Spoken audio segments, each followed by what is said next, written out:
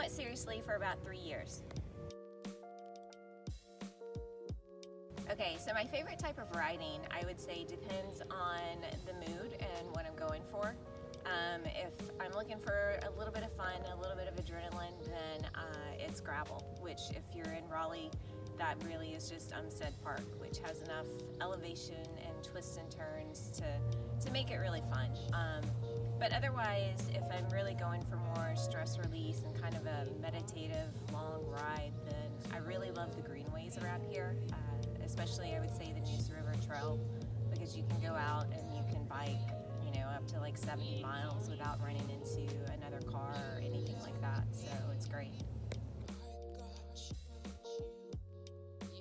So cycling to me, it's really two things. First of all, I think it's a lifestyle. It's part of a healthy lifestyle, and for me it's a way to stay fit, to stay active, to be out in nature, and to just promote, an overall sense of well-being. And there's a lot of different ways to do that, but for me, I think that I really like cycling because of the other factor is community.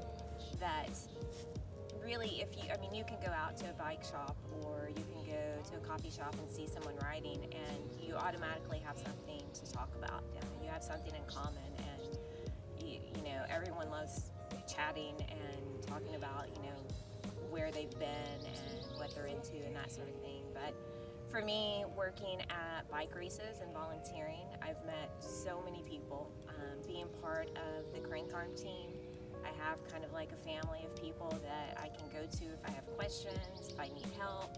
And so it's enhanced my life a lot. And I look at it now where I am versus 3 years ago when I really started kind of getting into it. And I realized that a lot of the people I talk to on a daily basis are people that I've met through cycling.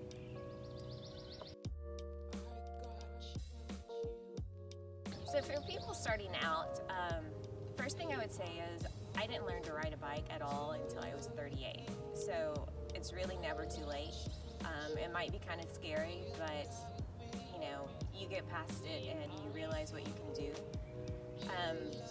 I think the biggest advice I would have is if you're competitive, and I am, and I really don't like to fail, and I want to be the best.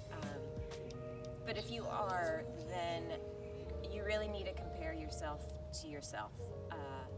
You can't look and compare your endurance or your speed or your skills, like your ability to get the water bottle without falling. You can't compare yourself to people who have been doing this for years, and you really need to look at where you are and how far you've come.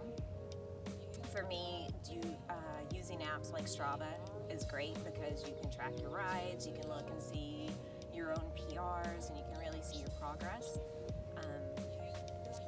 The other thing I would say, if you have the resources, having a trainer at home and having a bike set up is great.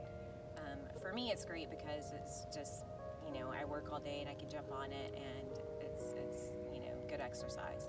But also it really did help me to feel more comfortable on the bike, especially since I hadn't done it before, and because I was older and it was kind of scary, but just to get used to being in that position, to get used to moving around, letting go of the handlebars, to learn to ride in the drops, to learn to just to be comfortable. It's really fantastic. And last thing I would say is to wear a helmet. So I actually had a friend recently suggest that I might want to take up a new sport because I've fallen on my head enough times that it's just getting a little bit too much.